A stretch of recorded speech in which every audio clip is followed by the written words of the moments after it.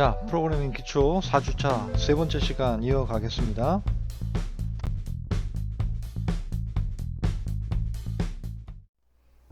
자, 이번 시간에도 조건문 조금 더 살펴보려고 합니다. 조건문 좀 단단하게 여러분들 이해를 잘 하시면 좋겠고요.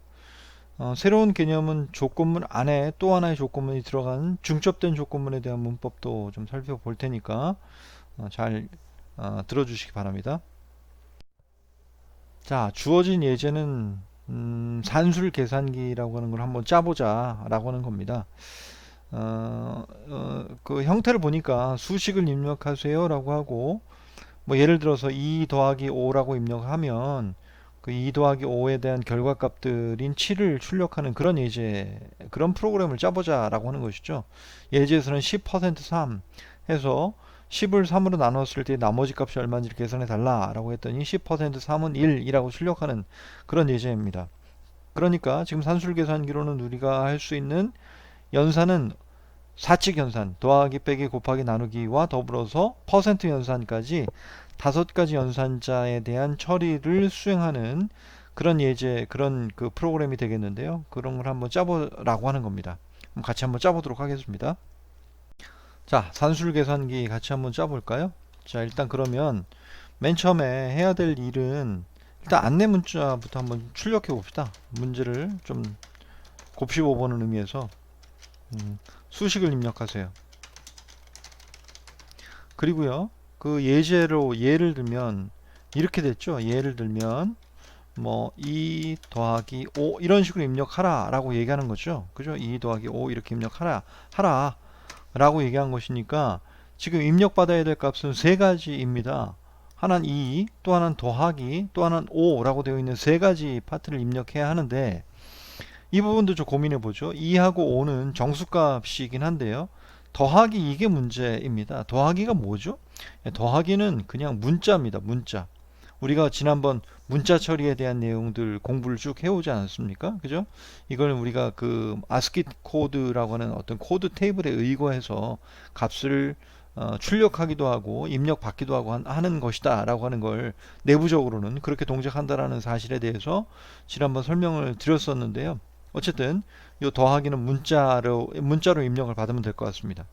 그러니까 총 몇 개를 입력받아야 되느냐 하면 세 가지 값을 입력받아야 하는데, 그 첫 번째 값은 정수, 그리고 맨 마지막에 있는 5에 해당하는 부분도 정수, 이 두 가지 정수가 필요하고요. 그 다음 문자형으로 OP라고 하겠습니다. OP라고 하는 변수, 뭐 오퍼레이션이라고 하는 어떤 그런 변수 OP 하나를 잡아서 얘를 중간에 있는 요 값을 입력받는 입력자로서 동작하도록 하겠습니다. 그 다음 스캔F에서 입력을 받아야 되죠. 어떻게 입력받느냐? 첫 번째는 %D죠. 그죠? 그 다음 두 번째 뭡니까? %, 예, 더하기 부분은 %C로 입력을 받습니다. 세 번째 숫자 부분 %D로 입력을 받고, 첫 번째 값은 X에 저장을 하고, 맞죠? 네, X에 저장을 하고, 두 번째 값은 OP에 저장을 하라 이렇게 하면 됩니다. 그리고 세 번째 값은 Y에 저장하라 이렇게 되면, 만약 2 더하기 5라고 입력을 했다면 2는 X에, 그리고 더하기는 OP에, 그리고 5는 Y에 이렇게 저장이 되는 형태로 아마 저장이 되어 있을 겁니다. 자, 그럼 지금부터 거기에 대한 그 기준에 따라서 더하기인지 빼기인지에 따라서 연산을 하면 되지 않겠어요? 자, 그럼 이 부분으로 물어봐야 합니다. 뭘 물어보죠? 지금 입력된 OP가 뭔지를 입력받아야 되겠죠. OP가 예를 들면 뭐와 같다면, 자, 더하기와 같다면 이렇게 하면 됩니까? 아닙니다. 더하기는 제가 그 앞에서 계속 말씀드렸던 대로 이런 식으로 쓰면 그 연산자 더하기고요. 문자로 표현되려면 어떻게 해야 한다? 예, 따옴표 붙여야 한다. 이겁니다. 됐습니까? OP라고 하는 것이 더하기 문자라면 이라고 입력이 되겠죠. 해석이 되겠죠. 자, 그러면 뭐 해라? 예, 어떻게 하느냐 하면 결과를 해야 되죠. 그죠? X하고 Y하고 더하는 일을 해야 되지 않습니까? 실제로 이제 그럼 결과를 어딘가 저장해야 되니까 결과를 저장할 변수도 하나 마련해 둡시다. 이렇게. 그래서 이 리절트 값을 이렇게 저장을 하겠고, 자, 됐죠? 나머지는 이제 쉽습니다. else if else if OP가 이번에는 뭐와 같다면 빼기와 같다면 자 빼기와 같다면 그 다음 뭐 합니까? 리절트 값은 x 빼기 y가 되겠죠. 그죠? x 빼기 y가 되겠고 그렇지 않고 OP가 뭐와 같다면 별과 같다면 이라고 입력이 되면 이번에는 리절트 값을 x 곱하기 y로 계산을 해주고 이제 거의 다 왔죠? else if OP가 나누기 슬래시 문자와 같다면 이번에는 리절트는 x 나누기 y가 될 겁니다. 그죠? 네. 마지막 하나 남았죠? else if OP가 %라면 자 이건 나머지 연산자이죠. 리절트는 x %y다 이렇게요. 자 이렇게 해서 5가지 종류의 계산 결과를 리절트에 각각 넣어 보았습니다. 마지막에 출력하는 일이 남았는데요. printf 자 %d %c %d의 결과값은 %d라고 출력하려고 합니다. 자 값이 4개가 필요한데 무려 자, 첫 번째 %d는 뭡니까? %d는 x 두 번째는 op 그죠? 더하기 빼기 곱하기 나누기 문자 말입니다. 세 번째는 y 그리고 마지막 %d는 리절트 값이 채워지도록 이렇게 구성하면 될 것 같습니다. 됐나요? 네, 이해하셨습니까? 자 그러면 빌드 해보죠. F7 네 성공을 했고 컨트롤 F5로 실행을 한번 시켜 보겠습니다. 자 수식을 입력하세요. 2 더하기 5 이런 스타일이라고 얘기했으니까 뭐 해볼까요? 32 더하기 좀 이상하네요. 32 더하기 8 이렇게 입력을 해보겠습니다. 32 더하기 8은 40 이렇게 입력되는 걸 알 수 있어요. 자 여기 좀 약간 어설프죠. 그죠? 다시 한번 보세요. 자 2 더하기 5 하고 난 뒤에 뭐 예를 들면 3 더하기 7 이렇게 입력하라고 하면 좀 이게 안 예쁘잖아요. 2 더하기 5 다음에 3 더하기 7 하니까 결과가 잘 안 보입니다. 그래서 요걸 줄바꿈을 하면 어떨까요? 그냥 여기서 입력하세요 하고 여기서 줄을 바꿔 버리죠. 받고 그 다음 스캔F는 그 다음 줄에서 입력받는 것으로 그렇게 처리하는 게 좋겠습니다. F7 그 다음 컨트롤 F5 자 이렇게요. 수식 입력하세요. 2 더하기 5 네, 이번에는 5 곱하기 3 이렇게 입력해보죠. 네 됐죠? 또 하나만 더 해볼까요? 이번에는 40 나누기 3 이렇게 해볼까요? 40 나누기 3 하면 얼마입니까? 40 나누기 3 하면 13만 계산이 된다고 했습니다. 정수용 계산이기 때문에 그런 것이죠. 네. 퍼센트 연산도 잘 되는지 한번 보겠습니다. 10 %3은 10을 3으로 나눴을 때 나머지 값은 1이죠. 네. 이렇게 10% 3은 1이라고 하는 계산 결과가 나오겠습니다. 자 여기서 다시 정리하자면 우리가 수행했던 프로그램의 내용은 결국엔 if, else if를 이용한 계산기 프로그램을 한번 지금 작성을 해본 것이죠. 네, 됐습니다. 자, 다음 살펴볼 주제는 중첩된 if문이라고 하는 개념인데요. 중첩된 if문이라는 게 뭐냐면 if문 안에서 수행해야 할 작업이 if문이다. 이런 개념입니다. 좀 어려운가요? 자, if로 이 예제를 한번 보세요. if로 스코어가 80보다 크거나 같은지 판단해서 들어왔습니다. 예를 들면 입력한 값이 85점이었다고 가정해 보겠습니다. 그럼 참으로 들어왔잖아요. 참으로 들어오면 그 다음에 역시 두 번째 문장에서 우리가 해야 될 일은 어떤 명령이 아니라 어떤 조건문이라고 하는 것이죠. 그래서 스코어가 90보다 크거나 같은지 묻습니다. 같지 않죠? 지금 85점이라고 입력하고 들어왔기 때문에 이 안에 조건 안으로 들어왔더니 두 번째 조건엔 충족하지 못해서 당신은 A학점입니다 라고 하는 문장을 출력하지 못하게 될 거입니다. 자, 그럼 밑에 있는 문장을 한번 보세요. 밑에 있는 예를 보면 또 역시 마찬가지로 85점이었다는 가정을 해보고 시작하겠습니다. 스코어가 80보다 크냐라고 물으니까 80보다 큰 것이 참이라서 안으로 들어왔습니다. 들어와서 수행해야 할 문장을 보니 그 문장 자체가 또 if, else 문장이더라 라고는 지금 말씀을 중첩된 if 문에 대한 설명을 드리고 있는 것이죠. 자, if 그 다음 또 물어봅니다. 스코어가 90보다 커? 이렇게 물어보니까요, 아니죠. 그래서 else 문장에 걸립니다. 그래서 else 문장인 요 당신의 학점은 B 학점입니다 라고 하는 문장을 출력한 그런 예제가 되겠습니다. 자, if와 else if 문제가 이제 중첩된 문장으로 생겼을 때는 도대체 else가 누구의 else인지 잘 헷갈리는 경우들이 좀 있을 수 있잖아요. 그 얘기를 지금 하고 있는 건데요. 자, 여기 보시면 if 다음에요. if 문장, else if 문장의 덩어리인 요 문장이 80점 이상인 경우의 조건에 한해서 명령 처리를 수행할 단위로 요 문장이 됐습니다. 그런데 중첩된 if문 안에 보니까 if와 else가 있지 않습니까? 그럼 이 else는 누구의 else이냐라는 것이죠. 이 else는 이 if의 else인가 아니면 이 if의 else인가 라고 하는 것이 헷갈릴 수 있는데, 어떤 조건입니까? else절은 가장 가까운 if 절과 매치된다라고 하는 것. 제일 가까운 게 누굽니까? else 입장에서는 바로 위에 있는 요게 더 가까운 if가 되겠죠. 그러니까 이 else는 당연히 위에 있는 90보다 크거나 같은지에 대한 else문이 되겠습니다. 자, 그런데요, 밑에 있는 예제는 80보다 크냐라고 묻고 그 안에 처리해야 될 문장이 이렇게 있는데요, 얘를 중괄호로 묶었어요. 묶었으면 이 if문은 여기서 단절되는 것이다 라고 하는 겁니다. if문 다음에 있는 요 가운데 있는 요 블락 안에 들어있는 if문은 80보다 크거나 같은지에 대한 기본적 기능들만 있는 것이고, 거기에 대한 참이면 이것이 수행되는 것이고, 뒤에 else는 이게 묶여 있기 때문에 어디 있는 else가 if가 그 if의 주인이 되겠습니까? 당연히 이 else는 요 if에 해당하는 else가 된다라고 하는 것이죠.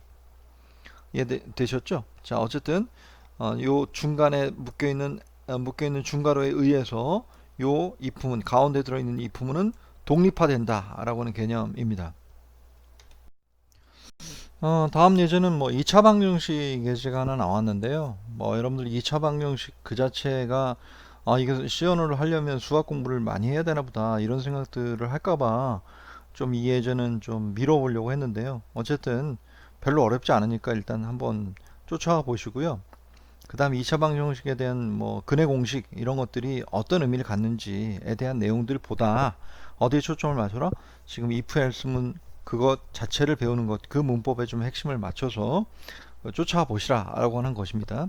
의미 자체를 여러분들 잘 파악하지 않으셔도 상관없습니다. 자, 용기를 가지세요. 자, 1번 사용자에게 2차 방정식의 개수 ABC를 입력받도록 하고, 그 다음 만약 A 값이 0이면 그는 B분의 C 마이너스 C이다. C 나누기 마이너스 B이다 라고 하는 것이고요. 조건이 첫 번째 조건입니다. 두 번째 조건은 판별식 B제곱 마이너스 4AC가 만약에 음수로 판단이 되면 실근은 존재하지 않는다. 이렇게 판단하라 라고 하는 겁니다. 그래서 2번 조건도 3번 조건도 아니면 요 근해 공식을 이용해서 실근을 구해봐라 라고 하는 예제가 지금 그 얘기입니다. 사실 요 실근을 구하는 예제는 지금 여기 그림에도 나오지 않습니까? 예를 들면 x의 제곱 플러스 2x 마이너스 3이라고 하는 이 2차 방정식이 있다면 2차 방정식 우리가 이 근해 공식에 의거해서 풀 수 있습니다. 또는 이걸 이제 인수분해 할 수도 있죠. 예를 들면 x 플러스 3 x 마이너스 1 이렇게 이제 인수분해가 될 것 같은데요. 대충 그럴 것 같습니다. 그래서 그는 마이너스 3 1 이렇게 될 것 같은데, 이게 의미하는 바가 뭐냐 라고 하면 이 그래프를 그려보니 이렇게 나오고, 이 그래프에서 마이너스 3 위치와 1 위치에서 x축에서 이것이 만난다, 접점을 이룬다 라고 하는 개념입니다. 그래서 마이너스 3 위치와 1 위치, 플러스 1 위치에서 만나게 되는 그런 그 지점이 어딘지를 찾는 것이 2차 방정식의 뭐 그 답이라고 볼 수 있겠죠. 어쨌든 이 개념 자체를 정확하게 이해 안 하셔도 아까도 말씀드렸던 대로 지금은 우리가 이 프로그램을 짜는 과정에서 우리가 if else문의 의미를 파악하는 것으로 관점을 좀 바꾸어서 한번 문제를 풀어보도록 해보겠습니다. 자, 개수를 입력하라고 했으니까 A, B, C가 각각 1, 마이너스 5, 6 이렇게 입력을 했네요. 그럼 이건 아마 수식으로 따지면 x의 제곱 마이너스 5x 플러스 6 이렇게 될 겁니다. 이 수식에 대한 근해 공식을 이용해서 답을 풀어봐라 라고 하는 것인데요. 그래서 근해 공식의 3과 2가 이제 정답으로 아마 값이 나올 것 같습니다. 자, 그럼 이거 푸는 예제를 한번 같이 해보도록 하겠습니다. 자, 알고리즘이라고 하는 용어가 나오는데, 알고리즘은 문제를 푸는 순서라고 얘기할 수 있습니다. 문제를 푸는 순서를 우리가 알고리즘이라고 불러요. 문제풀이 순서.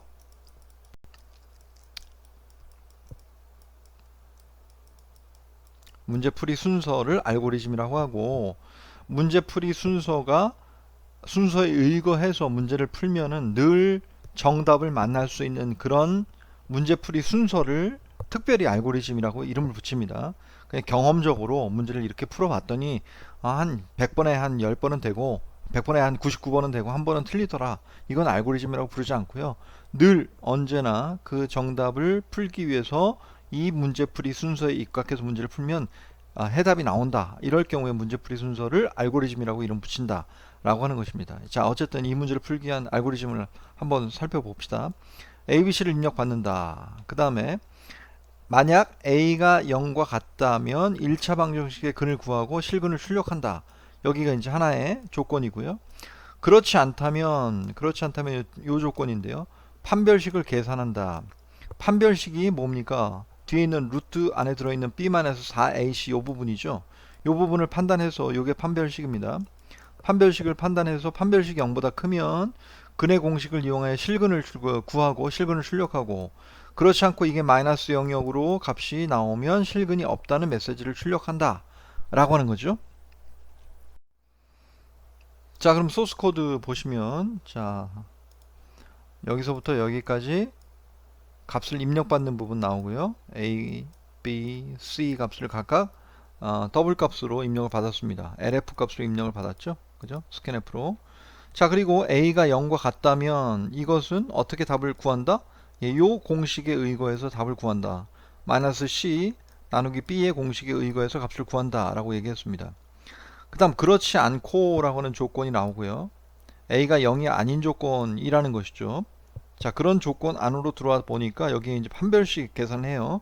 B의 좌석 마이너스 4AC 값을 이렇게 계산해서 DIS라고 하는 변수에 저장하고, 만약 DIS가 0보다 크다라면, 자, SQRT 요건 이렇게 공식인데요. 요 루트 공식 있지 않습니까? 루트를 구하는 수식입니다. 함수 SQRT의 DIST 요 변수 값을 여기다 집어넣으면 알아서 SQRT의 스퀘어 루트 값을 계산해 주는 함수인데요.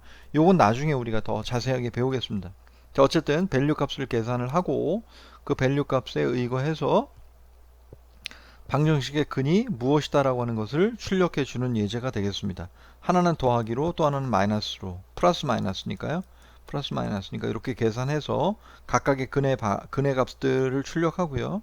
자, 그렇지 않고 else if가 dist가 0이면 근은 얼마이다 라고 출력하고, 그렇지 않은 경우, 즉 마이너스 경우이면 실근이 존재하지 않는다라고 하는 예제를 출력하고 있는 겁니다. 자, 어쨌든 2차 방정식의 해석이나 내지는 내용 그 자체보다는 지금 여기서 보여주고 싶은 예제는 어떤 거였어요? 자, if문 안에 또 else if 안에 else 안에 또 이 중에 중첩되어 있는 if else 구조의 명령들이 나타날 수 있다라고 하는 예제를 지금 한번 보여드리려고 지금 이 예제를 만든 겁니다. 이해하셨습니까? 예. 그래서 다시 한번 말씀드리지만 어쨌든 근해 공식 그 자체에 집중하시기보다는 근해 공식에 있는 알고리즘의 순서에 입각해서 이렇게 if else 구조가 만들어진다라고 하는 그 부분을 좀 집중해서 공부하시면 좋겠습니다. 네, 수고하셨습니다. 다음 시간으로 계속 이어가도록 하겠습니다.